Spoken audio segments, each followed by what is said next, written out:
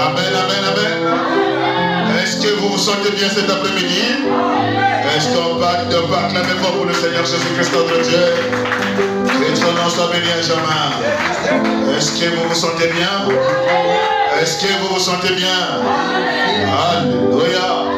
Content de vous voir dans la maison de notre Dieu. Amen, amen. Alors, je me sens aussi heureux de retrouver mon frère qui était parti dans un voyage. Je vous avais annoncé ici qu'il est parti se tenir quelque part. Là où il y avait plus les chants, il y avait plus les pianistes. Et après, le pasteur aussi a eu un problème de santé. Alors, il était obligé de se jouer dans un full contact. Alors, ce soir, il est de retour au milieu de nous. Est-ce qu'on peut acclamer pour le Seigneur Jésus? Oh, s'il peut avancer quand même, direz-moi à son église. Donnez le micro, il va saluer l'église. Sur vos acclamations, s'il vous plaît. Il va encore saluer l'église le dimanche. Amen. Shalom, que le Seigneur bénisse. Acclame pour notre Dieu. J'ai comme l'impression que les dents m'ont laissé le sourire. Que Dieu vous bénisse. Amen. Alors nous allons écouter la parole. Que le Seigneur vous bénisse. Amen. Merci beaucoup. Est-ce que vous le recevez? Acclamez pour le Seigneur Jésus. C'est l'un d'entre nous. Amen, amen. Alors, sans toutefois tarder, pendant que nous sommes debout, nous sommes en train de continuer notre sujet. Amen. Dans 2 Pierre chapitre 1er, le verset 5. Dans 2 Pierre chapitre 1er, le verset 5. La suite de notre sujet. 2 Pierre chapitre 1er, le verset 5. La Bible déclare, à cause de cela, faites tous vos efforts pour joindre à votre foi la vertu. Et à la vertu, la connaissance.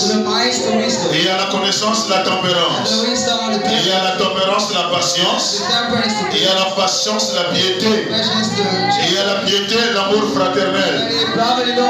Et à l'amour fraternel, la charité. La Bible dit, car si ces choses sont en faux et ils sont avec abondance, elle ne vous laissera point oisif ni stérile pour la connaissance de notre Seigneur Jésus. Mais celui en qui ces choses ne sont point et aveugle et ne voit point de loin et ne voit pas de loin, et il a mis en oubli la purification de ses anciens péchés. Amen, amen. Nous allons prier le Seigneur. Dieu Tout-Puissant, notre Père Céleste, toi le Dieu qui ne connaît pas d'échec, le Dieu qui n'a pas de frontières, c'est celui qui nous a comptés encore parmi les vivants, c'est celui qui nous a encore amenés ici pour écouter sa parole. Tu nous as dit, Seigneur, l'homme ne vivra pas seulement de pain, mais il vit aussi de toute la parole qui sort de la bouche de Dieu. Seigneur, nous sommes venus pour entendre ce qui sort de ta parole, Seigneur. Seigneur, pardonne nos péchés, notre Dieu. Seigneur, pardonne toutes nos erreurs. Nous sommes nés dans le péché, conçus dans l'iniquité. Et il n'y a rien de bon dans l'homme, Seigneur Jésus. C'est toi la perfection, Seigneur. Rends-nous parfaits ce soir, Seigneur. L'objectif de Satan, notre Dieu, c'est de nous empêcher d'avancer, Seigneur. C'est de nous combattre, Seigneur Jésus. C'est de nous envoyer en enfer. Il a oublié, Seigneur Jésus. Pour celui que tu as appelé Père, aucun de ceux que tu as appelé n'a été perdu. Seigneur, fortifie-nous encore. Alors nous ne comptons que sur ta grâce. Bénis ceux qui ont répondu présent cet appel. Laisse que les bénédictions qui ont été préparées pour nous aujourd'hui puissent tomber dans la vie de ton peuple, Seigneur. Et ceux qui n'ont pas eu le temps d'être aussi notre Dieu, et chacun soit béni ce soir. Lave-nous par le sang et le levain d'Emmanuel. Fais l'expiation dans notre vie. Car sans toi nous ne sommes rien. Bénis-nous ce soir. Alors nous ne comptons que sur ta grâce. Au nom tout puissant du Seigneur Jésus-Christ. Ainsi nous avons prié. Amen. Et amen. Alors sentez-vous à l'aise dans sa présence. Est-ce que vous vous sentez bien? Alors salut ton frère, salut ta soeur. Que le Seigneur vous bénisse. Amen, amen. Alors nous sommes en train de continuer notre voyage. So we continue on the Ce voyage est tellement long, mon frère. This trek is so Ce voyage est tellement long, ma soeur. Mais nous sommes obligés de poursuivre ce voyage. And so let's keep on this. Et il y a des bénédictions tout autour de ce voyage. And our blessing around Et ce soir, je voudrais ajouter quelque chose sur l'édification de notre temple. to add something about it. Et nous sommes en train de continuer toujours. And we always. Et aujourd'hui, nous allons parler sur la vertu. And so we're going to talk about the mind. Et aujourd'hui, nous allons parler sur la vertu. We're going to talk about virtue. Parce que l'apôtre Paul vient de nous dire, celui qui doit venir en Christ Jésus the one should come to Christ doit faire tous ses efforts to make all his best. d'ajouter quelque chose sur quelque chose. To add some on Et ce something. soir, la Bible nous a And dit God told us. sur ce que nous venons de lire dans 2 Pierre chapitre 1 verset 5. We just read 2 Peter 5. La Bible dit à cause de cela, I will say because these, à cause de cela même, faites tous vos efforts make all your best pour joindre à votre foi la vertu. to gentle faith Et virtues. après avoir longtemps prêché, And after preaching, et aujourd'hui je voudrais ajouter encore une pierre that's all the sur story here. l'édification de notre construction. On the application of our Et building. la pierre de ce soir, And the story is je l'intitule la vertu. entitled Et virtue. avant de rentrer sur la vertu, mes frères, But to get in about ce mind, programme de la construction de l'individu this plan of the n'a pas prelude commencé ici sur la vertu. as the beginning of the virtue. Nous avons commencé ça depuis la nouvelle naissance. We got into the new Est-ce qu'il y birth. a quelqu'un qui se rappelle encore? So remember, Nous avons parlé sur la nouvelle we naissance. talk about the new birth. Et on ne pose pas la vertu dans le vide. I don't say the virtue. Et cette vertu doit être posée sur un bon fondement. And this might show be mass and Et good nous avons foundation. compris que le fondement du And christianisme, that's in the foundation of the Christian. It c'était la nouvelle naissance. was the new birth. Et je vous avais prêché ici. And I taught you La here. doctrine concernant la nouvelle naissance That's regarding the new n'a pas birth. été prêchée à une brebis. Wasn't me taught to Mais sheep. cela a été prêché à un homme de Dieu. But I be taught to the man of Et God. cet homme de Dieu s'appelait Nicodème. And this man Il était never venu voir Jésus de nuit. he got to see Jesus in the Il a night. dit, Maître, He said, Master, Nicodème en tant que pasteur, Nicodemus as il pastor, avait quelque chose qui lui manquait. there was something which missing. Il avait trouvé cette chose-là en Jésus. And found his face in Jesus. Et il est venu voir Jésus la nuit. And he's come to Jesus Parce in qu'il the avait night. peur que les gens de son église puissent le He voir. was afraid the sheep see Et him. quand il est venu voir Jésus, And when he's come to see il a Jesus, dit, Maître, he said, Master, personne ne peut faire ce que tu fais nobody can do what si you do. Dieu n'est pas avec lui. And God isn't with him. Et Jésus regardait Nicodème. And look at him. En d'autres termes, il lui a dit dans son cœur, And I want to change si his tu mind. veux faire ce que je fais, He wanted to make what le secret c'est la nouvelle naissance. secret is the new birth. Si quelqu'un naît d'eau et d'esprit, Someone ends born as il peut voir le royaume des cieux. you can see the kingdom of Oh, heaven. est-ce qu'il y a quelqu'un qui me donne la main? Je sens que le micro est un peu étouffé ici. Our face a bit Est-ce qu'il y small. a quelqu'un qui m'encourage ici? Nicodème a reçu une réponse. Nicodemus answered. Si quelqu'un naît d'eau et d'esprit, Someone ends born as il spirit. peut voir le royaume des cieux. You can see the kingdom of Il heaven. peut comprendre le royaume des In cieux. their cast the Alors nous avons compris, mon So frère, we understood, pour brother. la construction d'une personne, While the burden of soul, la base c'est la nouvelle naissance. the foundation is the new birth. Et nous sommes allés trop loin dans la profondeur. And once far Et away, pour aller étudier la nouvelle naissance. and to go to start the new Et le birth. problème de cœur, God states, si le monde n'est pas encore sorti dans votre vie, and it's come down so on ne right. peut jamais parler de la nouvelle naissance. We can still talk about the new On birth. parlera de la nouvelle naissance We'll talk about the new birth. si le monde est sorti dans notre vie. If the way went out for S'il life. n'y a plus le monde en nous, mon It's frère, not what right now is for c'est us. ce qu'on appelle la nouvelle naissance. This is why it's called a new birth. Et nous sommes entrés dans le détail de la vision. And we enter in the Et dust nous avons of compris que la nouvelle naissance, and we are answering the new birth. c'est une opération qui consiste This is always this à faire l'addition de trois éléments. to make the additional C'était la additions. justification, It was justification, la sanctification sanctifications, et le baptême du Saint-Esprit. and the baptism of the Holy Quand ces Spirit. trois choses sont réunies ensemble, When the truth been gathered voilà ce together, qu'on appelle la nouvelle naissance. this is what is called a new birth. Et nous sommes allés plus loin. And we once started Oh, est-ce qu'il y a quelqu'un qui me donne la main? La nouvelle naissance, the new birth, c'est la justification, the justification, la sanctification sanctification, et le baptême du Saint-Esprit. and the baptism of the Holy Ghost. Et là-bas, nous sommes rentrés plus loin And then we pour then étudier ce que Jésus avait dit à Nicodème. decide what Jesus said. Si to quelqu'un Nicodemus. naît d'eau Is one is born water et d'esprit, and a spirit. il peut voir le royaume des cieux. You're going to see the kingdom of Alors heaven. nous sommes allés étudier l'eau. So when to start watching, Ici, tu n'as pas la révélation de la that's parole. like the revelation of the Tu word. peux penser que l'eau, c'est l'eau du baptême d'eau. That's the baptism of water. L'eau du baptême d'eau, The water of the c'est baptism pas ce dont que la Bible parle. is not talking about this water. Bien que c'est le début de la chose, I mean the beginning of the thing. c'est le début de la justification. The beginning of the Mais justification. nous sommes allés trop loin dans la And profondeur what's so much pour comprendre cette eau-là, c'était quoi. God, what was this water? Et nous sommes allés étudier ça dans la We Bible. have to study in the Bible. C'était l'eau de purification. purification. It was the purification water. Et dans l'eau de purification, mon frère, il y avait des éléments qui étaient à l'intérieur. Là-bas, il y avait la vache rousse qui était brûlée. Et la vache rousse n'était pas brûlée seule. Là-bas, on avait ajouté le bois de cèdre. Là-bas, on avait ajouté des lissons. Là-bas, on avait ajouté le fil rouge cramoisi. Donc, la vache rousse brûlée, mélangée avec le bois de lissop, mélangée avec le bois de cèdre, mélangée avec le tissu rouge. Toutes ces choses-là brûlées ensemble, ça ne suffisait pas encore. Il fallait ramasser de cette sorte, placer ça dans les eaux.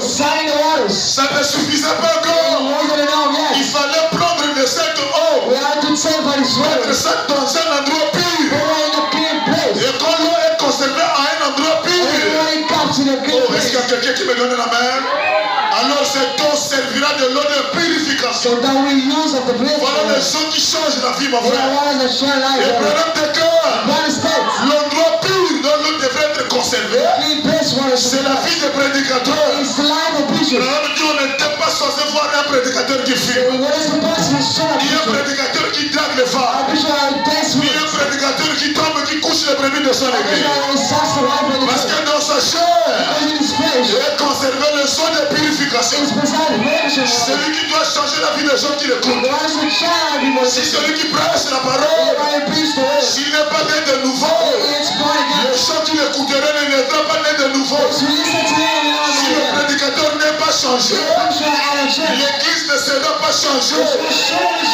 Oh, est-ce qu'il y a quelqu'un qui m'encourage, mon frère? Donc il fallait prendre les choses de purification, placer ça dans un endroit pur. Et la Bible déclare, quand le pécheur venait dans l'assemblée, le pasteur n'avait pas d'effort à fournir. Il prenait le son de purification et il faisait l'expiation au peuple. En d'autres termes, pendant que je prêche, la parole que vous écoutez, à l'intérieur a une puissance, à l'intérieur a une onction.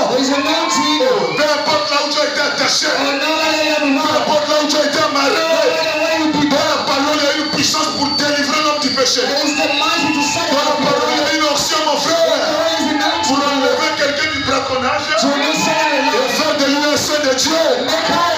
Branham déclare, le plus grand miracle, c'est pas marcher sur les eaux, c'est pas changer l'eau en vin. Le plus grand miracle d'après Branham, c'est de prendre un pécheur, le transformer en un homme saint. Voilà le plus grand miracle. La Bible déclare, celui qui croit en moi fera aussi les œuvres que j'ai faites, et il le fera davantage. Branham explique le mot davantage. Le mot davantage signifie donner la vie éternelle à ceux qui n'en ont pas. Prendre une femme prostituée, enlever la prostitution dans le cœur et placer la vie de Dieu dans sa vie. Voilà le plus grand miracle, mon frère. La personne qui était plongée dans le péché, la personne n'a plus le goût du péché. Il réalise l'amour de Dieu dans sa vie. Le péché n'a plus de place. Voilà le plus grand miracle. Changer un pécheur à un homme saint. Voilà le travail des sons de purification. Et quand les choses sont lavées par le son de purification, quand il n'y a plus de condamnation dans leur cœur, la Bible déclare, tu es obligé de rentrer dans le cœur de la personne. La personne a confessé le péché. La personne s'est baptisée dans l'eau au nom de Jésus. Il n'y a plus de condamnation dans son cœur, plus de condamnation dans son esprit. Le ciel ne peut plus se contenir. Dieu ne peut plus rester au ciel. Il doit descendre habiter dans le corps de l'homme. Le but pour lequel tu as été créé, c'est pour que Dieu fasse chair dans ta vie. Et quand Dieu rentre en toi, c'est ce qu'on appelle le baptême du Saint-Esprit. Oh, est-ce qu'il y a quelqu'un qui me donne la main? Et quand le Saint-Esprit est dans ta personne, ce n'est plus toi qui vis. C'est un homme qui te contrôle. Maintenant que le Saint-Esprit dans la personne, c'est comme une femme enceinte. Elle a la grossesse. Sous le désir de ses goûts. Et commandé par le bébé qui est à l'intérieur. Si la femme mange quelque chose que le bébé n'a pas apprécié, cette femme-là va vomir. Le bébé à l'intérieur. Si le bébé veut manger la mangue, il envoie la puissance à la maman. La maman va aller chercher la mangue. Même si une mangue est vendue à 1000 francs. Mais comme c'est le bébé qui a demandé ça, la maman sera obligée d'aller payer la mangue. Oh, est-ce qu'il y a quelqu'un qui me donne la main? C'est parce qu'il y a une personne qui est cachée en lui, une personne qui est cachée en elle, qui commande à lui donner les ordres. Il y a une personne remplie du Saint-Esprit. Il y a une personne à l'intérieur qui commence à lui contrôler, qui commence à lui donner les ordres. Même quand le jour de la réunion arrive, il va dire que je ne parle pas. Mais l'homme qui est à l'intérieur commence à chatouiller le cœur, commence à lui mettre mal à l'aise. Parce que l'homme qui est à l'intérieur, lui il mange la parole. Lui il ne vit que de la parole. Oh, est-ce qu'il y a quelqu'un qui me donne la main? Alors quand le Saint-Esprit en toi, la chose suivante qui vient, c'est la foi dans la parole. Une personne qui a le véritable Saint-Esprit, Branham déclare, il dira Amen à chaque parole de la Bible. Que la parole soit dure pour l'instant. Et comme il a déjà reçu le Saint-Esprit, il doit dire Amen à chaque parole de la Bible. Il doit croire à ce que Branham a dit. Est-ce qu'il y a quelqu'un qui me donne la main? Ce matin, j'étais un peu sur Internet. Et pendant que j'étais sur Internet, je suis tombé sur beaucoup de choses qui se passent. J'ai vu un grand prédicateur qui a fait 60 ans de ministère avec une grande église, mon frère. Mais il a démissionné. Il dit je ne peux plus prêcher. Parce que j'ai découvert que Branham est un faux prophète. Il a prêché des choses qui nous avait dit que c'est lui qui avait prêché ça. Mais vérification faite, il y a des grands prédicateurs qui sont passés avant lui. Et il est allé copier les prédications. Et il nous a dit que c'était l'inspiration. Alors le prophète a menti. Oh, est-ce qu'il y a quelqu'un qui me donne la main? J'ai dit, oh prédicateur, comment après avoir prêché pendant 60 ans, et tu abandonnes parce que tu as découvert Branham. Allez prendre les révélations du pasteur Lancet. Et Dieu te suit pour ça. Mais tu n'as pas saisi le but du messager. La venue de William Branham sur la terre, c'est de rassembler tous les points restés en suspens. Tout ce qui a été prêché, qui n'a pas été pris sous compte, qui n'a pas été considéré par les gens, le messager poussé par le Saint-Esprit, il va ramasser tous les points restés en suspens. Oh, est-ce qu'il y a quelqu'un qui me donne la main? Est-ce qu'il y a quelqu'un qui me donne la main? Vous ne connaissez pas la venue du messager sur la terre. Branham n'est pas venu avec un message, mais il est venu rassembler tous les points. Ce que les autres ont prêché, mais qui n'avaient jamais été considérés à leur époque, poussé par le Saint-Esprit. J'ai dit à Branham, prends ça. C'est important pour l'épouse. Prends ça. C'est important pour l'épouse. Prends ça. C'est important pour l'épouse. Il nous a rassemblé le menu à cette plat. Et comment je mange ça, mon frère? Je n'ai plus besoin d'aller lire les livres d'autres prédicateurs.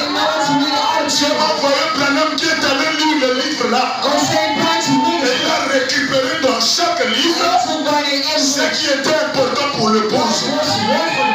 Oh, est-ce qu'il y a quelqu'un qui me donne la main? Vous allez imaginer, mon frère, le prophète Branham va lire l'homme le plus ancien, l'historien le plus ancien. Il s'appelle Joseph. L'homme qui a écrit la plupart des récits de la Bible, qui n'ont pas été mis ici à l'intérieur. Et lui, il a ramassé ça. Et il a écrit son livre. On l'appelle l'historien Joseph. Et Branham va lire l'historien Joseph. Et pendant qu'il est en train de lire l'historien Joseph, là-bas dedans, il trouve quelque chose de capital. Joseph va dire à l'intérieur, là où Adam a été enterré, c'est là où Jésus a été crucifié. Mon frère, tous les prédicateurs peuvent lire ça. Mais si Branham ne me confirme pas que c'est la vérité, je ne prêcherai jamais ça. Oh, est-ce qu'il y a quelqu'un qui me donne la main? Si Branham ne me confirme pas ça, peu importe comment ça semble bon, je ne prêcherai jamais ça. Mais quand Branham a lu l'historien Joseph, il a dit, quand je suis tombé sur cette écriture, j'ai senti une présence m'environner. Il dit, j'ai fait toi par là où j'étais. Et j'ai poussé les cris de joie. En d'autres termes, Dieu a confirmé ça. C'est dans le procès le véritable son des Pâques. Le grave sauce. Pendant la déclare, là où Jésus a été crucifié, c'est là où l'Adam a été enterré. Branham a eu ça où, mon frère? Il fallait lire l'historien Joseph. Et Joseph peut mettre ça dans ses écrits. Mais si Branham ne me confirme pas ça, je prends ça, je mets ça à la poubelle. Est-ce qu'il y a quelqu'un qui me donne la main? Donc que Branham ait lu un livre. Mais avant que Branham ne lise ça, comment tu savais que c'était la vérité? Tout le monde a lu ça. Mais quand le messager vient pour lire le livre de la scène, je le pousse à prendre ce qui est vrai. Oh, est-ce qu'il y a quelqu'un qui m'encourage? Même la Bible que nous lisons, Jésus quand il vient, il a prêché selon Moïse. Il dit, votre prophète Moïse vous a dit, Dieu vous susciterai un prophète comme lui. Mais vous n'avez pas dit comme Jésus a utilisé ça. Ça veut dire qu'il n'a plus l'onction. Oh, est-ce qu'il y a quelqu'un qui me donne la main? Jésus, quand il est venu sur la terre, il a dit pour vous montrer que l'esprit qui mouvait sur le sol dans les livres du commencement, que l'esprit qui mouvait sur le sol, c'est celui qui a la chair. Jésus a marché sur le sol. Répéter la prédication de quelqu'un ne signifie pas que tu n'as pas la révélation. Mais il faut que Dieu te confirme, mon frère. C'est que tu es en train de prendre. C'est bien ou c'est pas bien? Branham, mon frère, il est un homme de CM2, de niveau CM2. Un homme qui a fait CM2. Il n'a même pas eu son CM. Mais allez nous rassembler tous les livres des historiens. Allez lire tous les grands théologiens de la Bible. Allez lire tous les historiens passés. Mais il faut avoir la capacité du Saint-Esprit pour aller lire tous ces livres-là, et pour nous ressortir ce que le pouce on a besoin. Oh, est-ce qu'il y a quelqu'un qui me donne la main? Il y a beaucoup d'histoires, mon frère. Prêchez-moi ce que vous voulez. Mais si Branham n'a pas confirmé ça, je ne dirai pas amen à ça. Même si ça semble joli à écouter, il faut que Branham lise le même livre que toi tu as lu. Oh, est-ce qu'il y a quelqu'un qui me donne la main? Branham, quand il prêche sur les 7 ans de l'église, il est allé prendre le livre Babylone de Islam. Le Dieu Babylone de Islam. J'ai le livre là à la maison. Le Dieu Babylone de Islam. Mais quand tu vois le livre, mon frère, c'est un livre qui est tellement sacré. Si tu n'as pas la vie, tu ne peux pas rentrer là-bas. Tu vas aller te perdre dans Dieu Babylone d'Islam. C'est là-bas où on nous a parlé de Nimrod. C'est là-bas où on nous a parlé de fils de Nimrod. C'est là où on nous a parlé de séminaristes. Mais il fallait que Branham rentre dans ce livre-là pour aller me prendre ce qui est important pour moi. Et ce qui n'a pas pu prendre là-bas, même si ça paraît joli, je ne peux pas venir prêcher ça ici. Oh, est-ce qu'il y a quelqu'un qui me donne la main? Branham a tellement lu le livre, mon frère. Mais il fallait qu'il récupère ce qui est bon pour nous. La Bible parle de l'aveugle Bartimée. Mais l'histoire profonde de l'aveugle Bartimée, vous ne trouverez pas ça dans la Bible. Mais quand le messager va lire l'historien Joseph, il dit Joseph m'a dit, quand je l'ai lu, on nous a dit que Bartimée avait une femme. Et il n'était pas né aveugle. Il était un enfant qui était né, grandit bien avec sa maman. Il partait à l'école. Mais après un jour de sa vie, Bartimée est tombé malade. Bartimée est devenu aveugle. Bartimée était marié.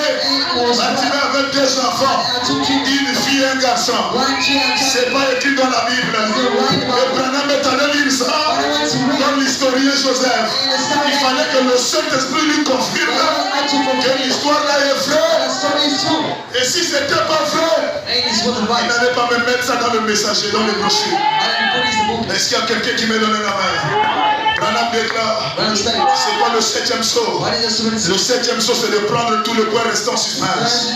Ce que Paul avait prêché en son temps et qu'il avait trouvé difficile à expliquer, c'est encore William Branham pour nous expliquer ça.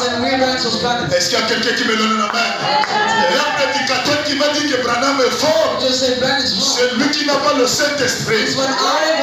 Comment un homme de Dieu comme Branham, il dit Luc 17:30, le Fils de l'homme sera de retour sur la terre. Le Fils de l'homme c'est qui? C'est le Seigneur Jésus. Et il doit faire ce travail en toi face. Quand il est venu sur la terre, est-ce qu'il y a quelqu'un qui me donne la main? Dans Genèse chapitre 18, le premier ministère du Fils de l'homme. Genèse chapitre 18. Abraham était assis à l'entrée de Satan. Et Branham déclare, l'entrée c'est la révélation. Pendant qu'il était assis à l'entrée de Satan, Abraham a vu 3 personnes qui étaient en train de passer. Et la profondeur appelle la profondeur. Il a dit, oh, ne passez pas loin de votre serviteur. Permettez que je vous lave les pieds et que je vous donne à manger. Après quoi vous passerez votre chemin. Branham déclare, c'est ce que Jésus attendait qu'Abraham puisse faire. Et quand Jésus a été invité, il est rentré dans la maison d'Abraham. On lui a lavé les pieds. Dieu a mangé le lait caillé. Il a pris le fort et il a mangé les cotises. Il avait tellement mangé et le lait caillé coulait sur sa barre. Il était tellement content d'avoir mangé. Dans Genèse chapitre 18, la Bible déclare qu'Acherej à Abraham ce que je suis venu faire sur la terre. Certainement Abraham deviendra une source de bénédiction, une grande nation. Qu'est-ce qui s'est passé dans Genèse chapitre 18? Dieu était assis en face d'Abraham. Et Dieu avait tourné le dos à la tente là où Sarah était en train de préparer. En d'autres termes, Sarah était à la cuisine. Mais derrière le dos d'Abraham, derrière le dos d'Elohim, Elohim a dit à Abraham, où est Sarah ta femme? Il dit, elle est derrière toi dans la tente. Il dit, à cette même année, de l'année prochaine, Sarah ta femme deviendra enceinte. Mon frère, ce qui s'est passé dans Genèse chapitre 18, c'était quoi mon frère? Un Dieu dans la chair humaine qui était assis quelque part. Et derrière lui il y avait une femme qui était dans la cuisine. La femme là a ri dans son cœur. La femme là a dit, comment moi qui suis vieille, mon mari qui suis vieux, aurions-nous encore de plaisir pour avoir des enfants? La femme là n'a pas parlé à haute voix. Elle a parlé ça dans son cœur. Mais Dieu qui avait tourné le dos à cette femme, et il a discerné les pensées de Sarah. Il a dit, Sarah, pourquoi tu peux douter à ce que Dieu a dit? Branham déclare, Sarah a dit, je n'ai pas ri en disant ça de devant Dieu, c'était du blasphème contre le Saint-Esprit. C'était traité de Dieu de menteur. Je vous ai dit ici, mon frère, un fils de Dieu ne blasphème pas contre le Saint-Esprit. Sarah a blasphémé, mais à cause de son attachement vers son mari, Sarah était sauvée. Oh, est-ce qu'il y a quelqu'un qui me donne la main? Est-ce qu'il y a quelqu'un qui m'encourage? Et la Bible déclare ce qui s'est passé dans Genèse 18 arrivera de même aujourd'hui. Si Branham est un faux prophète, mais condamnez-nous aussi sur Luc 17, 3. Branham, serviteur de Dieu, il dit pour vous montrer que le Dieu de Genèse 18 est ici. Je tourne le dos à l'assemblée. Oh, est-ce qu'il y a quelqu'un qui me donne la main? Je tourne le dos à l'assemblée. Je dois tourner à l'assemblée. Je commence à voir les choses. Toi, la soeur qui est là-bas au fond. Je dois tourner à l'assemblée. Il dit, toi, la soeur qui est là-bas au fond. Tu es venu avec une pochette. Et voici la prière que tu as faite avant de venir. Et tu as besoin de la prière de ta femme. Si c'est la vérité, lève la main. La femme lève la main. C'est pour vous montrer le Dieu de Genèse 18. C'est le même Dieu qui a prêché ce message. Alors si vous doutez des révélations de Branham, doutez aussi de Luc 17, 3. Oh, est-ce qu'il y a quelqu'un qui me donne la main? Si vous doutez de la révélation de Branham, doutez aussi de la seconde venue de Christ. La nuée qui est descendue le 28 février 63. Oh, est-ce qu'il y a quelqu'un qui me donne la main? Il faut que les gens soient prêchés. Il faut qu'on prêche le message. Est-ce qu'il y a quelqu'un qui me donne la main? Alors ce soir, après avoir parlé sur la nouvelle naissance, après avoir parlé sur la foi, je voudrais ajouter une pierre. Et cette pierre-là aujourd'hui, nous l'avons intitulée la vertu. Et avant de parler de la vertu pleinement, nous sommes entrés dans la nouvelle naissance. Mon frère, pourquoi les gens doivent-ils naître de nouveau? Pourquoi la nouvelle naissance? Nous avons prêché sur la démonologie sur le dimanche. Écoutez bien avec moi ce que Branham dit ici. Donc, question-réponse sur la Genèse. Question-réponse sur la Genèse. Prêché en 1953. Au paragraphe 62. Au paragraphe 62. Est-ce que vous êtes là? Est-ce que vous êtes là? Est-ce qu'on peut me donner les amens pour que je sache que vous êtes là? Question-réponse sur la Genèse. Prêché en 1953 au paragraphe 64. Branham dit, quand Dieu me créa, moi, William Branham, j'existais avant la fondation du monde. Est-ce qu'il y a quelqu'un qui comprend la lecture? Branham dit, avant que je ne sois sur la terre, j'existais avant la fondation du monde. C'est ce que nous avons étudié sur le dimanche. Bien que le temps était court pour rentrer dans les choses, mais aujourd'hui je peux brancher, je peux connecter quelque chose.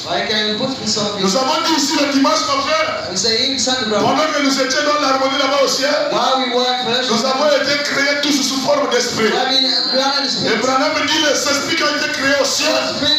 En notre langage, on appelle ça aussi le théophanie. Ce sont des corps paroles. C'est dans cette forme-là que tu existais avant que tu ne sois sur la terre. Nous étions nombreux. Hitler était ici. Iscariote était là. Pharaon était là. Mussolini était là. Oh, est-ce qu'il y a quelqu'un qui me donne la main? Tout le monde qui existerait sur la terre était d'abord au ciel sous la forme d'un jeune de Dieu, sous la forme théophanique, sous la forme d'un esprit. Pendant que nous étions ici, mon frère, Hitler était là, Judas était là, Corée Tato était là, Caïn était ici. Tous les gens qui ont le mauvais cœur étaient là. Pourquoi Dieu les a créés là-bas? Parce qu'il va jouer un rôle sur la terre. Il est en train de jouer un film sur la terre. Alors pendant que nous étions ici, il y a eu un Dieu qui était prédestiné pour recevoir la vie. Il y avait deux dieux qui étaient prédestinés pour aller en enfer. Mais soit tu vas être heureux, mon frère, si tu as la connaissance de savoir que tu es un fils de Dieu. Et si tu es un fils de Dieu, si tu es une fille de Dieu, aucun démon de l'enfer ne peut t'emmener en enfer. Peu importe le combat de ta famille, ils te feront la guerre, ils ne te vaincront jamais. Oh, est-ce qu'il y a quelqu'un qui me donne la main? Et les élus de Dieu ne sont pas nombreux sur la terre. La Bible déclare beaucoup des appelés, mais il y a peu des élus. Il y a beaucoup des appelés, mais il y a peu des élus. Et la Bible déclare tout ce que le Père m'a donné, je n'ai perdu aucun, sauf le fils de la perdition. Oh, est-ce qu'il y a quelqu'un qui me donne la main? Et Branham me déclare, je vais lire ça, mon frère. Il dit, quand Dieu me créa, moi, William Branham, j'existais avant la fondation du monde. Branham ajoute, il me fit mon être. En d'autres termes, il me créa un esprit. Il me fit mon être. Virgule, mon esprit. Je n'étais conscient de rien avant que je sache. Autant que je sache. Mais j'étais là. J'étais là. Oh, alléluia. Je ne crois pas que vous saisissez ça. Moi aussi je dis, je ne crois pas que vous saisissez ça. Pendant que nous étions au ciel, sous la forme d'esprit, mon frère, tu étais là. Ma soeur, tu étais là. Même le sorcier de votre famille était là. Tout le monde était là. Oh, est-ce qu'il y a quelqu'un qui me donne la main? Il dit, oh, je ne crois pas que vous saisissez cela. Mais juste un moment. Maintenant, Jésus a dit à ses disciples qu'il les connaissait avant la fondation du monde. Et Paul a dit ici qu'il nous a élus en lui avant la fondation du monde. Avant que le monde ne commence. Branham dit, il y avait avant que le monde ne commence, une partie de moi, une partie d'Orman Leville, une partie de vous autres, vous tous ici présents, vous qui êtes en Christ Jésus. Oh, il ajoute, voici mon analyse là-dedans. Voici mon analyse là-dessus. Je pense que les gens qui aujourd'hui sont possédés de cet esprit ou de l'esprit. Oh, est-ce qu'il y a quelqu'un qui me donne la main? Et quand nous venons sur la terre, il y a le groupe des élus et il y a le groupe des perdus. Et Branham me dit, si tu es élu, tu es influencé par les esprits qui ont pris position de Dieu au ciel. Mais si tu n'es pas élu sur la terre, tu es influencé par les gens qui n'ont pas pris position de Dieu sur la là-bas au ciel. Est-ce que je peux avancer? Est-ce que je peux avancer? Il dit, voici mon analyse là-dessus. Je pense que les gens qui aujourd'hui sont possédés de cet esprit ou de l'esprit, une partie de ces êtres angéliques, voilà l'autre partie qui provoque encore le trouble. Quand le prédicateur écoute encore des êtres angéliques, il peut penser que des ailes qui ont des anges qui ont des ailes. Est-ce qu'il y a quelqu'un qui me donne la main? Les anges qui ont des ailes. Ce n'est pas ces anges qui ont des ailes qui ont péché au ciel. Branham dit les anges qui ont des ailes, depuis qu'ils ont été créés, aucun d'eux n'a été perdu. Oh, est-ce que je peux avancer encore? Parmi les anges qui ont été créés au ciel, nous avons les séraphins. Nous avons les chérubins. Est-ce qu'il y a quelqu'un qui me donne la main? Nous avons là-bas les absinthes. Nous avons là-bas les andromes. Donc il y a 4 catégories d'anges. Et Branham me dit tous les anges qui ont été créés par Dieu, chaque ange a 6 paires d'ailes. Il y a 2 ailes qui le permettent de s'envoler. Il y a 2 ailes qui le permettent de couvrir la face. Il y a 2 ailes qui lui permettent de protéger les pieds. Mais toi aussi, mon frère, en tant qu'un esprit de Dieu, Tu es aussi un être angélique. Pourquoi je dis que tu es aussi un être angélique? Apocalypse chapitre 2 écrit à l'ange de l'église de Laodicée. De quel ange s'agit-il ici? Il ne s'agit pas de l'ange comme Séraphin. Il ne s'agit pas de l'ange comme Chérubin.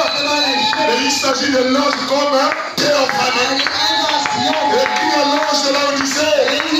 Qui est l'ange de Laodicée? C'est William Marion Branham. Écrit à l'ange des feux. Qui est l'ange des feux? C'est l'apôtre Paul. Et Branham déclare, votre pasteur, quand il se tient à la chair, il est plus puissant qu'un ange qui est au ciel. Oh, est-ce qu'il y a quelqu'un qui me donne la main? Une théophanie de Dieu, c'est aussi un ange. Mais il faut avoir la révélation de savoir à quel moment Dieu parle des anges comme théophanie et des anges comme ceux qui ont des ailes. Est-ce qu'il y a quelqu'un qui me donne la main? Branham déclare, les anges qui ont des ailes, mon frère, aucun ange n'a été perdu jusqu'à présent. En eux, il n'y a pas de péché.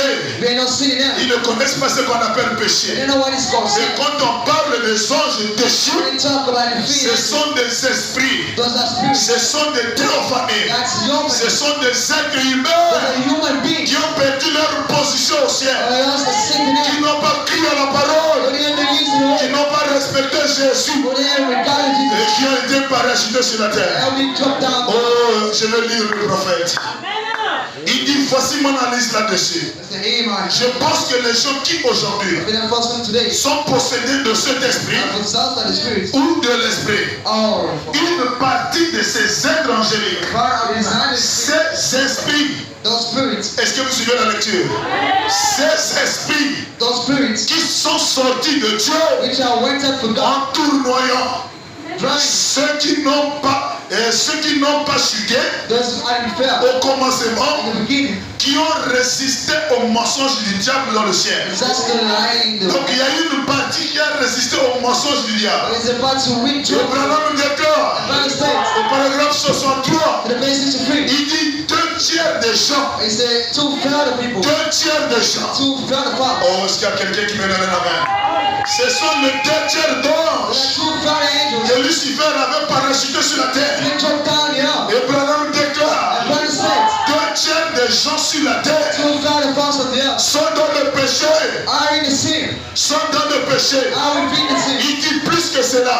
Il dit en effet, 2 tiers d'anges furent chassés. 2 tiers d'anges furent chassés. Virgule, 16 esprits de démons. Donc quand ils ont été chassés, ils ont perdu leur position.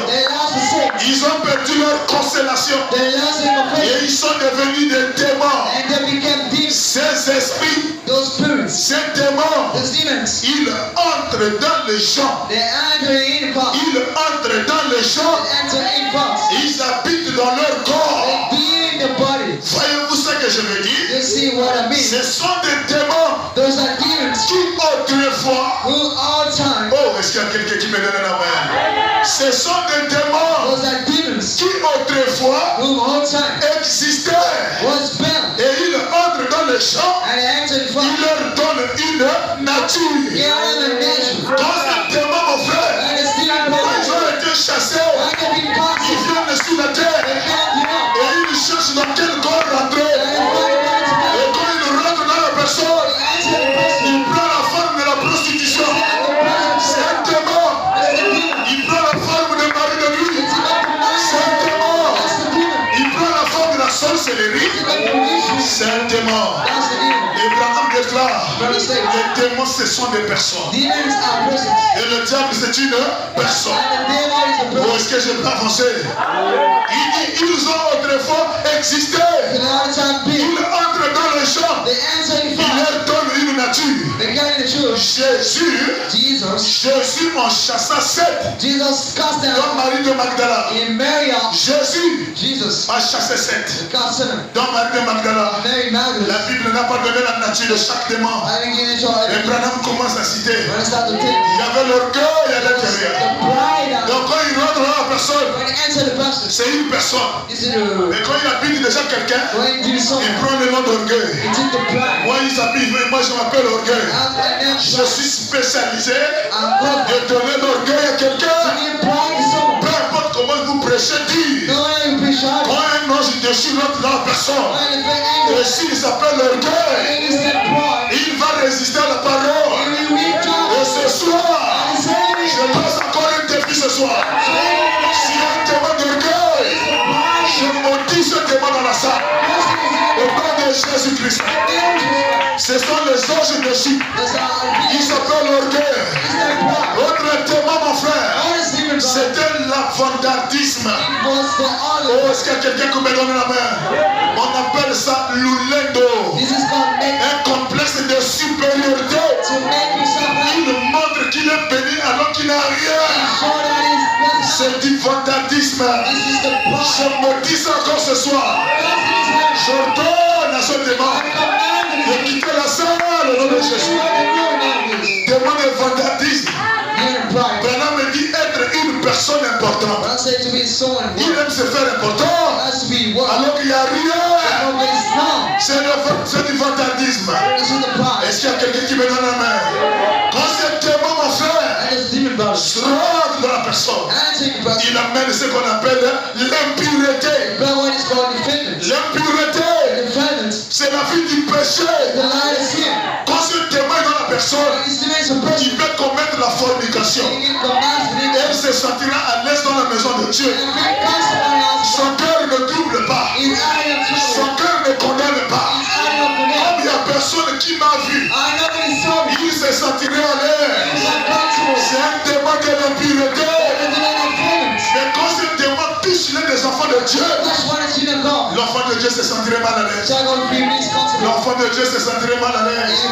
Mais quand ce démon trouve la nature des gens qui étaient au ciel, il s'assoit et il est tranquille. Il veut coucher avec les hommes. Il vient pour lui dans l'église. Il chante très bien.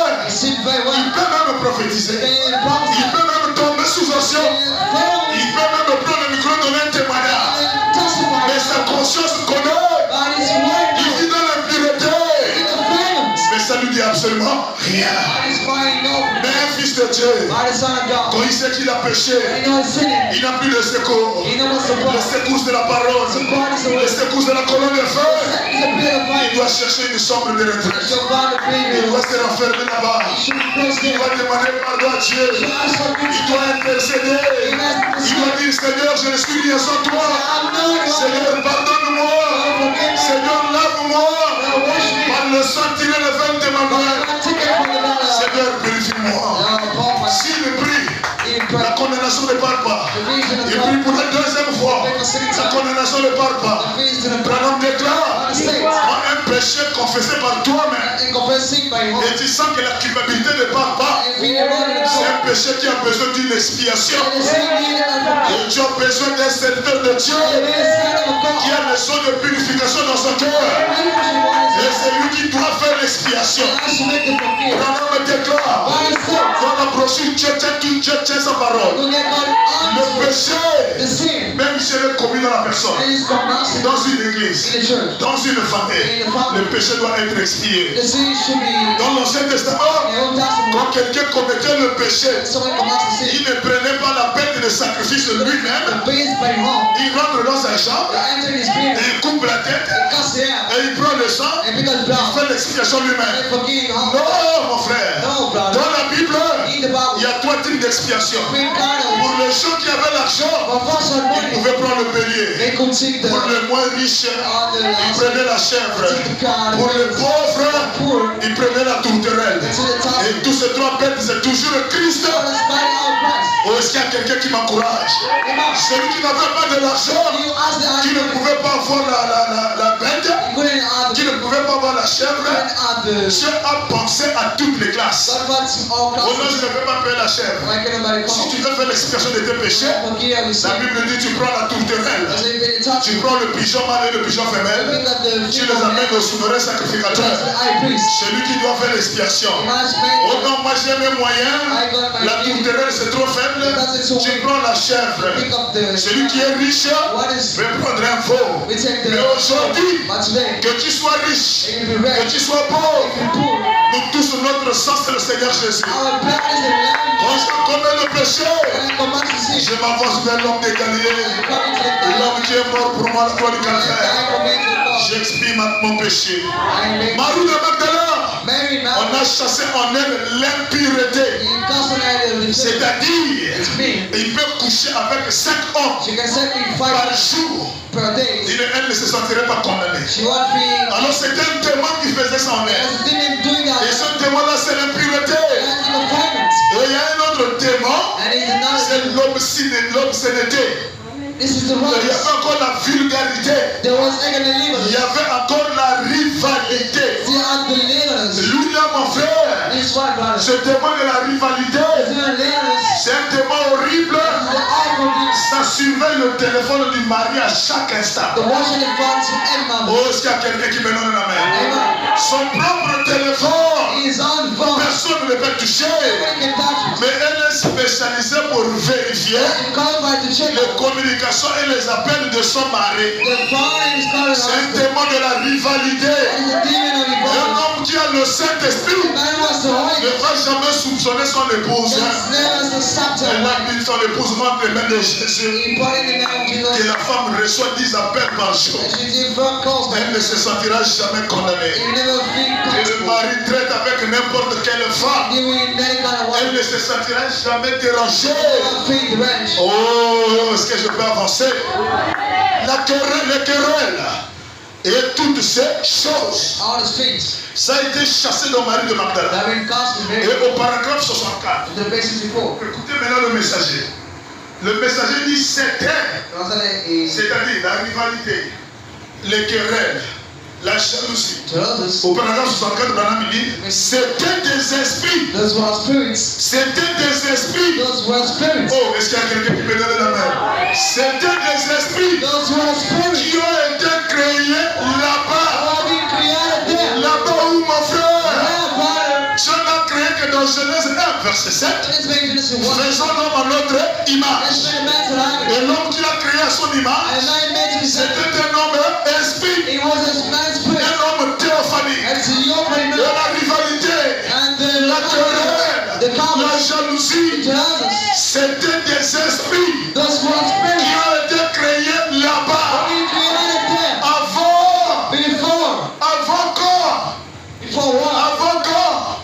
Lorsque Dieu a commencé à créer l'homme à son image, oh, est-ce qu'il y a quelqu'un qui me donne la main?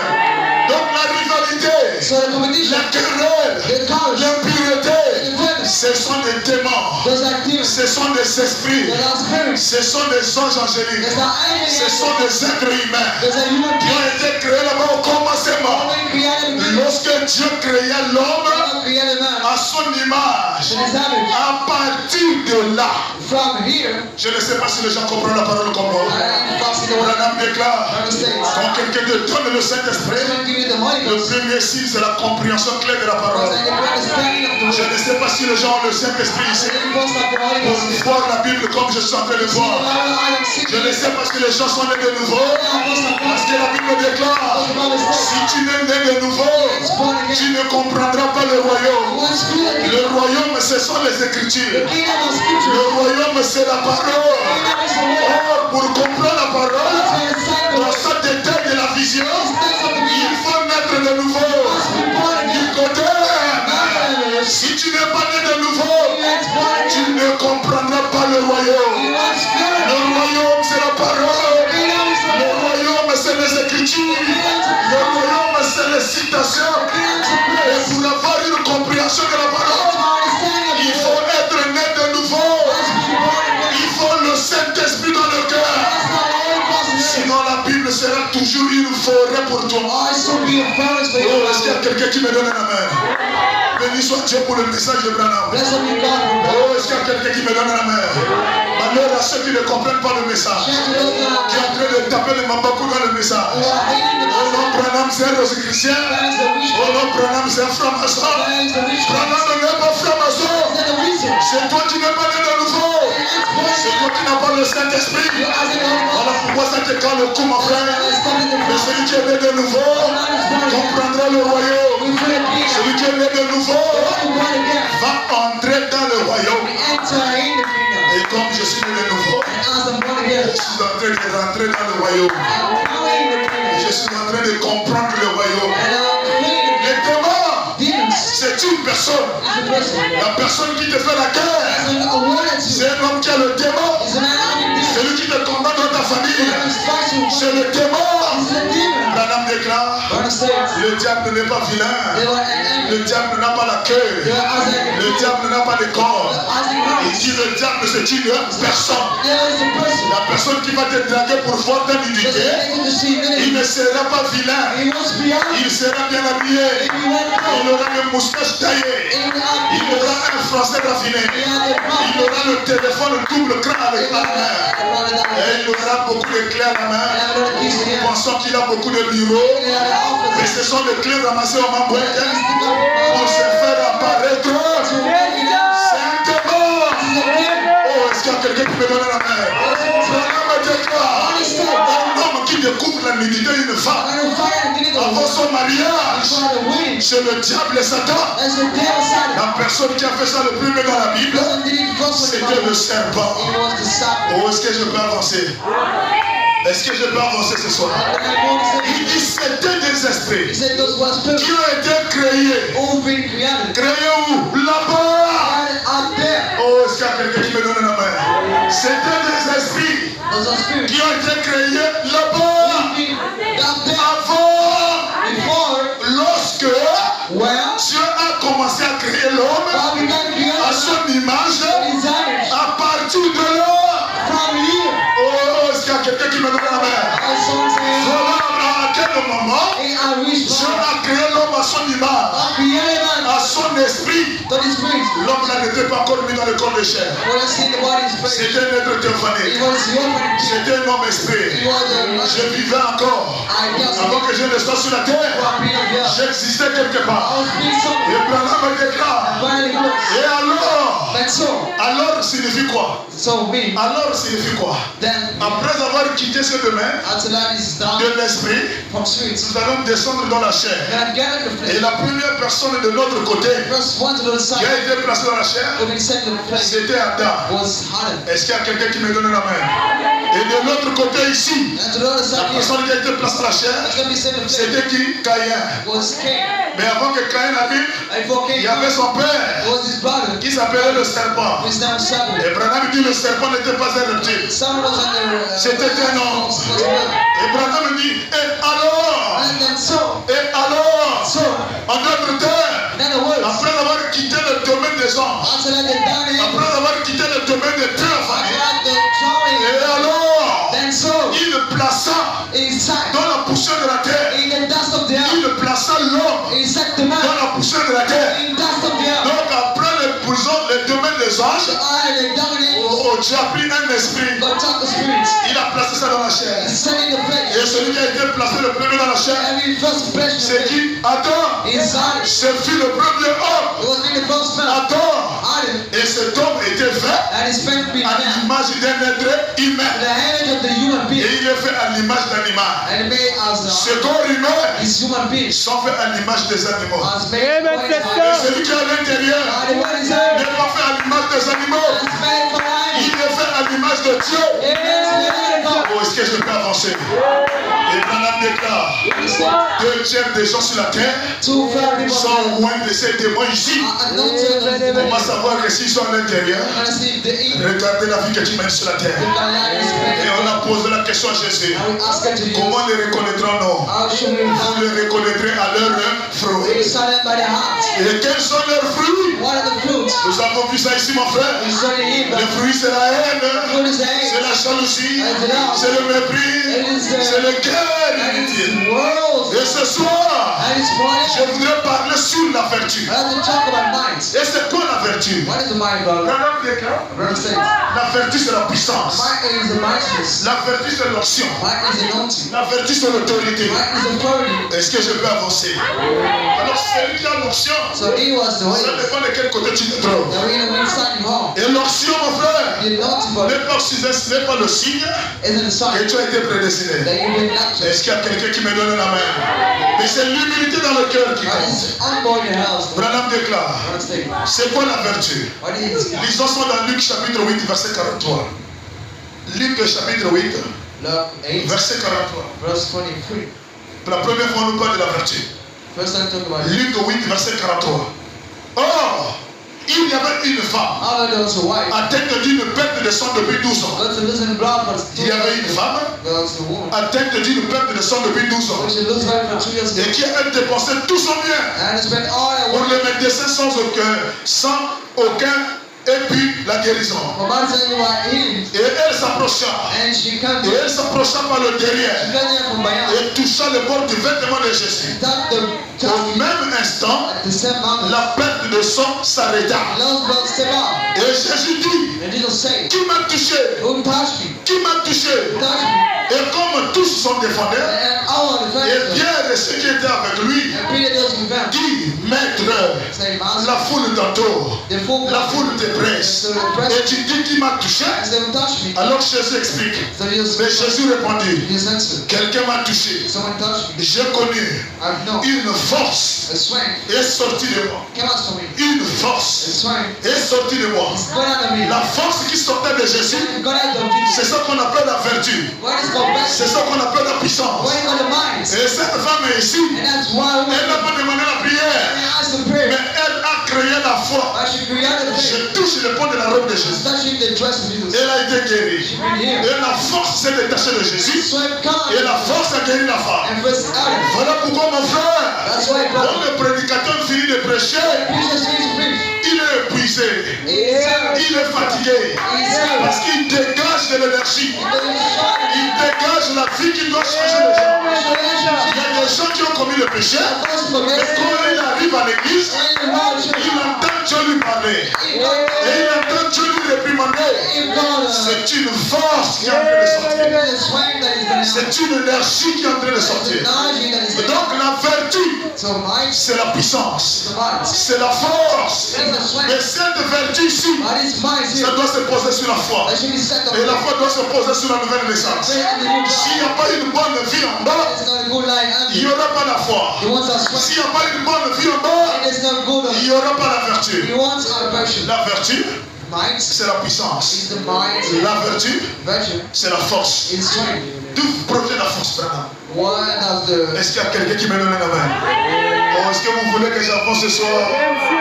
L'église a déjà reçu la foi. L'église a déjà reçu la nouvelle naissance. Et nous sommes en train de parler de la vertu. La vertu, mon frère. Branham déclare, la vertu, c'est la puissance. Amen. La vertu, c'est encore la force. C'est la force. Maintenant ce soir, je vais te montrer par les Écritures d'où vient cette force-là. D'où vient cette onction-là. L'onction-là ne viendra jamais sur quelqu'un qui ne fait rien pour Dieu. Qui passe toute la journée du matin jusqu'au soir sans lire une écriture de la parole. Cette puissance, mon frère, ne viendra jamais sur quelqu'un qui n'a pas lu une portion de la parole, qui n'a pas prié, qui ne s'est pas consacré. Oh, est-ce que je peux avancer? Est-ce que je peux avancer? La vertu provient aussi dans l'obéissance. S'il n'y a pas l'obéissance à la parole, il n'y aura jamais la puissance. Branham déclare, c'est quoi la vertu? C'est quoi la vertu? La vertu, mon frère, j'arrive dans un restaurant, j'ai envie de manger, j'ai pas envie de demander le cuisinier. J'arrive dans un restaurant, il y a un tableau dans chaque restaurant. On a écrit ici menu du jour. Est-ce qu'il y a quelqu'un qui connaît ça? Dans chaque restaurant, on a écrit menu du du jour. Tu vas voir ici salade à la tomate. Tu vas voir ici l'encaillé garni. Tu vas voir ici saucisson à la tomate. Tu vas voir beaucoup de choses. Alors quand j'arrive dans le restaurant, c'est pas les carottes qui m'intéressent. C'est pas le bâtiment qui m'intéresse. Moi c'est le contenu qui est dans le menu. Où est-ce que je peux avancer ce soir? J'ai le contenu qui m'intéresse. Alors quand je viens pour lire le contenu, je dis, oh maître du restaurant, donnez-moi le poulet au riz. Il va me dire que le poulet au riz est fini. Je change encore. Donnez-moi le spaghetti viande. Oh non, le spaghetti viande est fini. Bon, donnez-moi encore la tomate à la saucisson. Oh non, la tomate à la saucisson est finie. Je poserai la question à cette personne. Mais le tableau là fait quoi ici? Oh, est-ce qu'il y a quelqu'un qui me donne la main? Le tableau là fait quoi ici? Si vous n'avez rien à l'intérieur, enlevez le cas de tableau. S'il n'y a pas la puissance dans le Fils de Dieu, tu n'es pas un chrétien. Oh, est-ce qu'il y a quelqu'un qui me donne la main? Ce qui fait de toi fils de Dieu, c'est l'onction, c'est la puissance, c'est la vie de la prière, c'est la vie de la consécration. Oh, est-ce que je peux avancer? Mais on regarde la personne. La personne est bien habillée, avec la robe style Maman Michelier. Mais à l'intérieur, il n'y a pas de prière. À l'intérieur, c'est la fornication. À l'intérieur, c'est le mari de lui. Je sortirai de la coupe du corps. Oh, est-ce que je peux avancer? Mon frère, c'est quoi la vertu? C'est des choses qui sont écrites dans le menu. Donc quand j'arrive chez toi, je n'ai pas besoin que tu parles beaucoup. Je vais seulement lire le menu. Quand je regarde le menu, je vois là-bas des boucles d'oreilles. Je dis non, ici c'est pas le plat que j'aime. Je vois là-bas des choses qui ne sont pas dites dans la parole. Est-ce que je peux avancer? Mon frère, dans l'homme de cœur, tu peux avoir ton chèque. Oh, j'ai mon chèque d'argent. Mais si le chèque ici, j'amène ça là-bas, je remplis ton nom, je mets la signature, je pars au caissier, c'est le chèque de M. Brice Mahouma, donnez-moi 1 million. Quand ils vont taper à la machine, provisionnement vide. Il n'y a rien. Oh, est-ce qu'il y a quelqu'un qui me donne la main? Et il y a des gens sur la terre. Il est chrétien, mais tombeau vide. Impossible de prier pour son propre bébé. L'enfant en train de convulser devant lui. Appelez-moi le numéro du pasteur. Cherchez-moi le numéro du pasteur. Cherchez-moi le numéro du pasteur. Mais dedans là-bas, il y a quoi? Le Dieu du pasteur doit être aussi ton Dieu. Le Dieu de Mourir Marokana doit être aussi mon Dieu. Le Dieu de Barti Kassongo doit être ton Dieu. Le Dieu de Séraphin Mosé. C'est pas seulement formulé dans les phrases. Le Dieu de Branham, le Dieu de Mosembo, le Dieu de Brice Mahouma, le Dieu de Branham, et toi-même, fille, le démon ne te fuira pas. Le démon, mon frère, il n'a pas peur que tu cites le nom de tous ces grands hommes de Dieu. Lui, il doit lire le menu du jour. Tu peux citer les noms qui sont ici. On a bien écrit plat au riz. C'est bien écrit au tableau. Plat au riz. Saucisson viande. Spaghetti viande. Saucisson à la salade. C'est bien écrit. C'est bon, c'est bon. Bon, maintenant, serre-nous le poulet. Frère, je lis là-bas le poulet. Serre-moi maintenant le poulet. Je lis là-bas chrétien fils de Dieu. Donne-moi l'onction. Je lis là-bas chrétien fils de Dieu. Donne-moi la vie de la prière. Je lis là-bas chrétien fils de Dieu. Mais devant une païenne, le pousse dehors. Devant une fille de Dieu, le couleur de pied au sol. Il n'y a pas l'onction, mon frère. Oh, est-ce qu'il y a quelqu'un qui me donne la main? Est-ce qu'il y a quelqu'un qui me donne la main? La vertu, c'est l'onction, c'est la puissance, Branham déclare, quand l'onction entre dans une personne, ça prend 4 phases. La première phase de l'onction, c'est le lion. Oh, est-ce qu'il y a quelqu'un qui me donne la main? La deuxième phase de l'onction, c'est l'aigle. Et si tu as le Saint-Esprit et tu n'as pas le lion en toi, il y a quelque chose qui ne va pas. La deuxième phase de l'onction, c'est l'aigle. La troisième phase de l'onction, c'est l'homme. Quatrième phase de l'onction, c'est le peu d'attelage. Oh, est-ce qu'il y a quelqu'un qui me donne la main?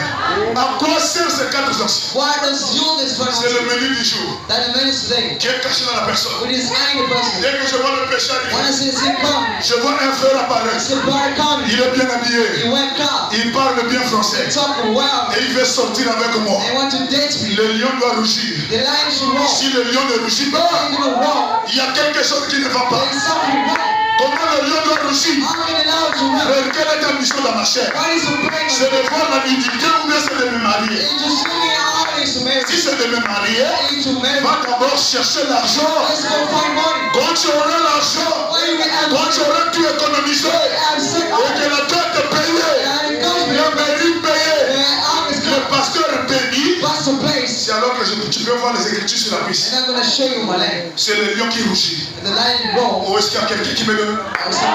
Et après avoir rougi par le lion, avant même de rougir, si tu as l'onction de l'aigle, l'aigle lui ne reste pas sur la terre. Lui il est dans les airs. En d'autres termes, il a la capacité de connaître où tu vas arriver.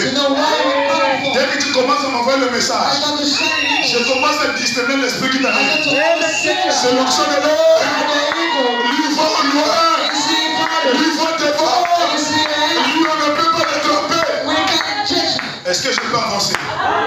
Et là où le lion a failli, là où l'aigle n'a pas fait, l'homme doit intervenir. L'homme doit intervenir. Oh Dieu, j'ai manqué de rougir. J'ai manqué la vigilance. Seigneur, pardonne-moi. Seigneur, pardonne-moi. Et le peu d'attelage, ça t'amène à supporter le péché que tu viens de commettre. Le peu d'attelage ne te permettra pas de retourner dans les mondes. De retourner en Égypte. Le peu d'attelage, c'est la capacité de supporter les charges. C'est la capacité de supporter les fardeaux. Là où le lion n'a pas rougi, là où l'aigle n'a pas fini, le peu de l'homme, mon frère, doit t'amener à réfléchir. C'est là où on aura besoin de la connaissance. La connaissance, c'est l'homme. Et la patience, c'est le peu d'attelage. Il te donne l'onction de supporter. L'onction de supporter. Oh, est-ce que je peux avancer? Est-ce que je peux avancer? Est-ce que ça vous fait du bien ce soir? Est-ce qu'on peut acclamer devant le Seigneur Jésus? La vertu, mon frère. La vertu, c'est la force. La vertu, c'est la puissance. Et Branham déclare dans la brochure La statue d'un homme parfait, prêché en 1962 matin, au paragraphe 116. Le messager dit, si la vertu est sortie de lui pour guérir la femme qui était malade, Jésus-Christ notre Dieu, il s'attend à ce que la même vertu soit dans son église. Parce qu'il est notre exemple. Jésus est notre exemple. Si Jésus a dégagé la puissance, après son départ, il veut que toi aussi tu puisses avoir la même puissance. Il veut que toi aussi tu puisses avoir la même onction. Il s'attend à ce que la même vertu soit dans son église parce qu'il était notre exemple. Oh, est-ce que c'est la vérité? Est-ce que c'est la vérité? Mais les gens aujourd'hui, qu'est-ce que la vertu? La vertu, c'est la force. C'est quoi la vertu? La force, la puissance. Voilà votre vertu. C'est la force, c'est la puissance. Mais certains d'entre eux, certains d'entre vous, certains d'entre nous ne voulons pas ça. Certains d'entre eux ne croient même pas à la puissance de Dieu. Ils disent que c'est du passé. Tout ce qu'il veut faire, c'est d'être membre d'une église, venir venir s'asseoir, prendre les notes. On arrive à la maison, on prend les notes, on met au plafond. La vie de la prière, on ne connaît pas. La vie de la consécration, on ne connaît pas. Oh, l'onction c'est du passé. Tout ce qu'ils veulent faire, c'est inscrire votre nom dans un registre. Et soyez aspergés, inondés ou baptisés, ou autre chose encore. C'est tout ce que vous voulez faire. Mais Pierre a dit, joignez la vertu. Ajoutez la vertu. Au paragraphe 113, le messager dit, si quelqu'un essaye de faire sortir la vertu de vous, si quelqu'un essaye de faire sortir la vertu de nous, ou est-ce qu'il y a quelqu'un qui me donne la main? Le chèque reviendra avec la mention sans provision. C'est vide à l'intérieur. Vous voyez? Non. Il n'y a rien là à partir duquel tirer. Le chèque est refusé. Pourquoi le chèque est refusé? Branham déclare, quelqu'un, est-ce que je peux avancer mon frère? Quelqu'un vous considère comme un chrétien. Et demain, il vous voit ici dehors. Vous conduire mal comme un pécheur. Branham me dit, on ne peut pas tirer beaucoup de vertus. On ne tirera jamais de vertus dans une personne. Un pied dans le message, un pied dans le mort, un pied dans la parole, un pied dans le mort. Les amis païens, les amis chrétiens, on ne connaît pas réellement qui elle est. On ne tirera pas de vertus à l'intérieur. Oh, Branham dit, voyez, c'est juste. Est-ce que je peux avancer? Branham, c'est quoi? C'est quoi au juste? La vertu. La vertu, c'est l'obéissance. Branham donne un exemple. Dans la brochure Le Serpent des Reins. Dans la brochure Le Serpent des Reins. Prêché en 1953. Au paragraphe 25. Le messager est en train de prier pour le mouchoir. Il est en train de prier pour le mouchoir. Il dit, oh Père Céleste, il est ici devant moi un tas de mouchoirs. Il représente les pauvres gens malades et les gens souffrants. Et un de ces glorieux jours, tout sera fini. Et nous retournerons à ta maison. Oh Dieu, aide-nous à avoir une profonde sincérité maintenant. Bénis-nous maintenant. J'impose mes mains sur ce mouchoir. Branham dit, tu sais qu'il n'y a pas de vertu dans quelconque homme.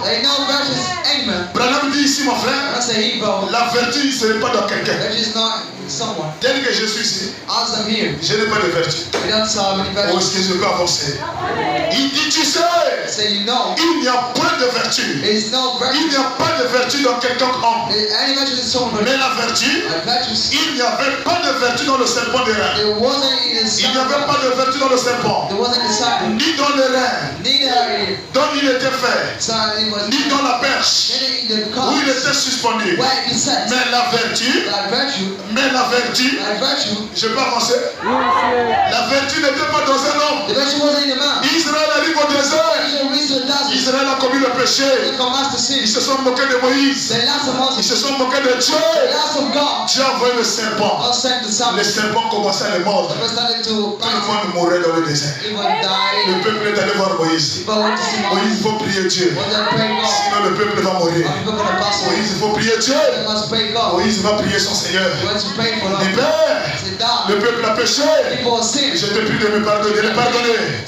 Donne-moi un antidote. Je dis à Moïse, tu veux un antidote? Va prendre un morceau de bois. Tu prends un morceau de bois et tu mets le serpent sur le bois. Tu mets le serpent sur le bois. Et Branham vient de nous dire ici, l'onction de la guérison n'était pas ni dans le bois, ni dans le serpent, ni dans Moïse, mais l'onction était cachée où? Oh, est-ce qu'il y a quelqu'un qui me donne la main? Mais la vertu, c'était de faire ce que Dieu avait ordonné. Ce que Dieu avait ordonné. Voilà sa l'onction. Voilà sa l'onction. L'onction, la vertu, c'est de faire ce que Dieu demande de faire. Mon frère, quand vous obéissez à la parole, automatiquement dans cette parole obéit dans ta vie, il y a l'onction à l'intérieur. Il y a une puissance à l'intérieur. L'onction est cachée dans l'obéissance à la parole. Tu n'obéis pas à la parole, c'est le diable qui se manifeste. Mais quand tu obéis à une écriture, l'onction qui est dans cette écriture va te guérir. Moïse a reçu le bois. Il a mis le serpent. Il a mis ça quelque part. Moïse vient crier au peuple. Pour tous celui qui veut la guérison, peu importe le douleur, peu importe le malheur, tournez le regard. Tournez le regard vers le puissant. Tournez le regard vers le serpent. Si toi tu dis, mais il y a quoi là-bas? Même si c'est Moïse qui a crié. Mais si tu ne fais pas l'effort de tourner les regards, il n'y aura pas l'onction.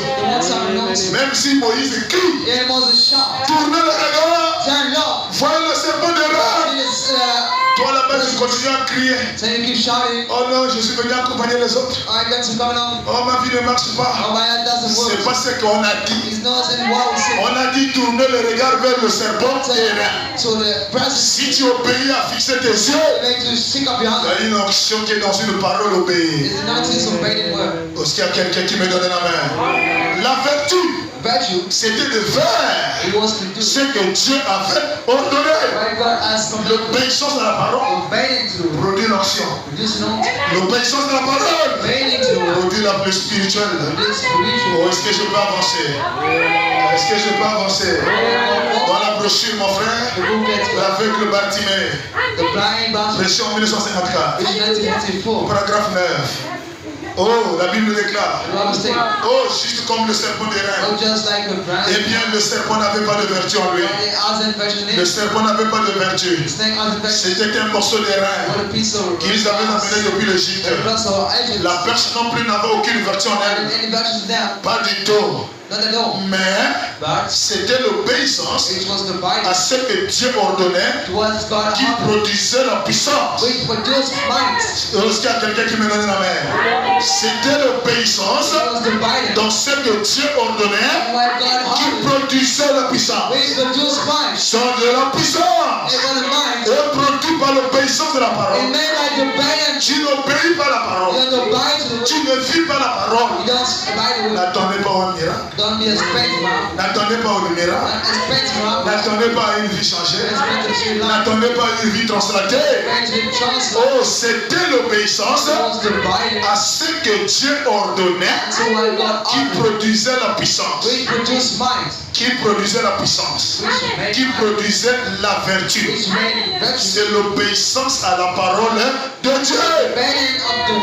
Oh, est-ce qu'il y a quelqu'un qui me donne la main? L'obéissance produit la vertu. Tu peux avoir la foi. Mais si on te dit que par l'impulsion de Dieu guérit, tu ne crois pas à cette parole. La vertu ne sortira pas. On te dit que les mouchoirs que tu as récupérés, ce sont des choses sacrées. Tu négliges ça. La puissance ne sortira pas. Mais si vous considérez ça comme Dieu qui a parlé, les résultats qui sont cachés dans l'obéissance produiront des résultats. Oh, est-ce que je peux avancer encore? Est-ce que je peux avancer? Quand il y a l'obéissance à la parole et ça produit l'attitude, le pasteur peut crier, le prophète peut crier. Mais quelle est ton attitude vis-à-vis de la parole? On prêche la parole.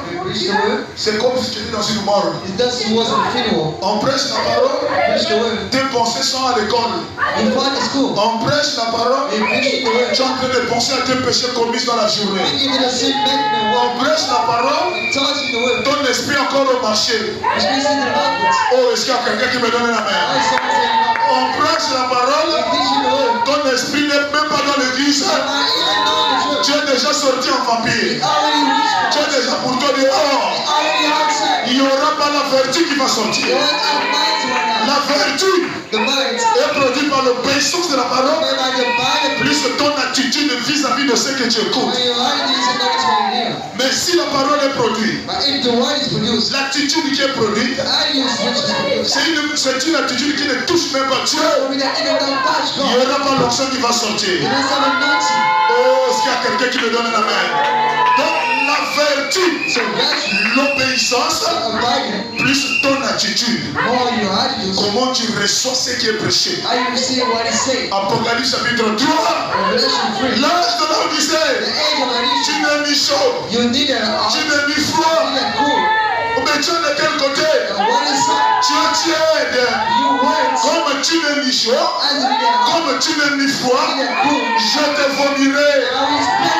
Oh, est-ce qu'il y a quelqu'un qui me donne la main? Parce que ça doit produire l'attitude. Dieu, quand il arrive quelque part, il regarde, il n'y a pas la chaleur. Donc les gens ne sont ni chauds, ils ne sont ni froids, ils sont tièdes. Et tiède, c'est la mort. Tiède, c'est l'esprit de l'ombre de la mort. Tu ne peux pas obéir et tu es endormi. Quelqu'un qui obéit accompagné de l'émotion. Oh, est-ce qu'il y a quelqu'un qui me donne la main? Branham déclare dans la brochure L'ange et les trois pôles. L'ange et les trois pôles. Prêché en 1951. Au paragraphe 9. Il dit lorsque vous vous approchez du Saint-Esprit. Mon frère, vas-y très bien. Lorsque vous vous approchez du Saint-Esprit. Si vous regardez à quelqu'un qui est en train de faire ses singeries à la chair, c'est-à-dire quand tu me vois prêcher, tu me vois comme si je joue. Pour toi, c'est comme si je blague. Oh, est-ce qu'il y a quelqu'un qui me donne la main? Je peux avancer. Lorsque vous vous approchez du Saint-Esprit, si vous me regardez, je place les points sur les i. Si vous me regardez comme quelqu'un qui est en train de faire des singeries, je peux avancer. Ou bien je vais lire comme le messager l'a dit. Lorsque vous vous approchez du Saint-Esprit, le Saint-Esprit est invisible. Il faut un homme pour que le Saint-Esprit se saisisse de lui. Et lorsque vous vous approchez du Saint-Esprit, si vous regardez à quelqu'un qui est en train de faire les singeries avec cela, vous ne sentirez aucune vertu. Vous ne sentirez aucune vertu. Oh, est-ce qu'il y a quelqu'un qui me donne la main? Si vous pouvez, alléluia, mais si tu peux sortir de ton état de froideur, de ton état de tiédeur, mais tu changes l'attitude. Mais si vous pouvez, juste ôter cela de votre esprit, vous débarrasser de ces esprits-là et dire, Seigneur Jésus, Seigneur Jésus, il s'agit de mon cœur. Seigneur Jésus, il s'agit de mon cœur. Je viens à toi. Je viens à toi. Je viens à toi. Que veux-tu faire pour moi? Avec tout ce que tu as prêché, Seigneur. Que veux-tu faire pour moi? Avec tout ce que tu m'as dit ce soir. Que veux-tu faire pour moi? Seigneur Jésus, avec tout ce que tu m'as prêché. Que veux-tu faire pour moi? Et tu entendrais une voix qui sortira de la chair. Tu entendras la voix qui sortira de la chair. Ton attitude poussera au prédicateur de prononcer la parole. Alors il dira, recevez ce pourquoi vous êtes venus ici. Recevez le ce pourquoi vous êtes venus ici. Oh, est-ce qu'il y a quelqu'un qui me donne la main? Et malgré que je vais dire encore, recevez le ce pourquoi.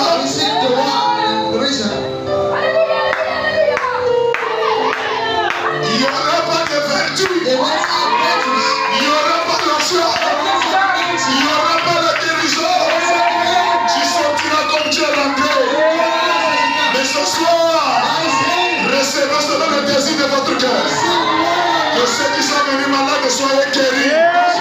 Et ceux qui ont des problèmes, recevez la solution à vos problèmes. Que le Seigneur vous bénisse. Shalom, shalom, shalom. Shalom, shalom. Merci beaucoup. La vertu. Il faut l'atmosphère. Il faut l'obéissance.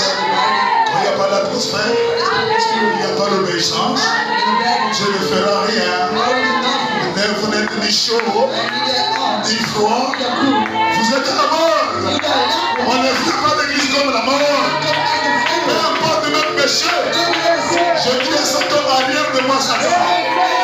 L'alliance que j'ai avec cet homme-là. Il m'a dit, je ne te perdrai jamais. Et je ne t'abandonnerai jamais. Mon frère, si tu veux vaincre Satan, peu importe le degré du péché, dis à Lucifer, est-ce que tu as rejeté David?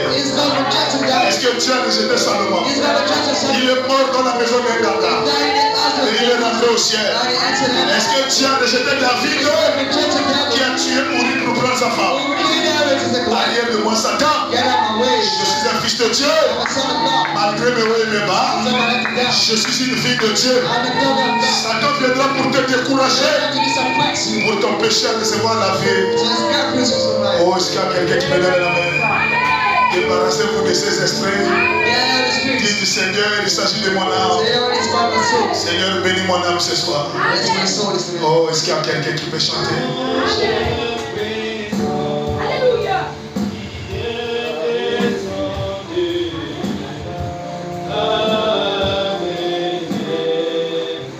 C'est ton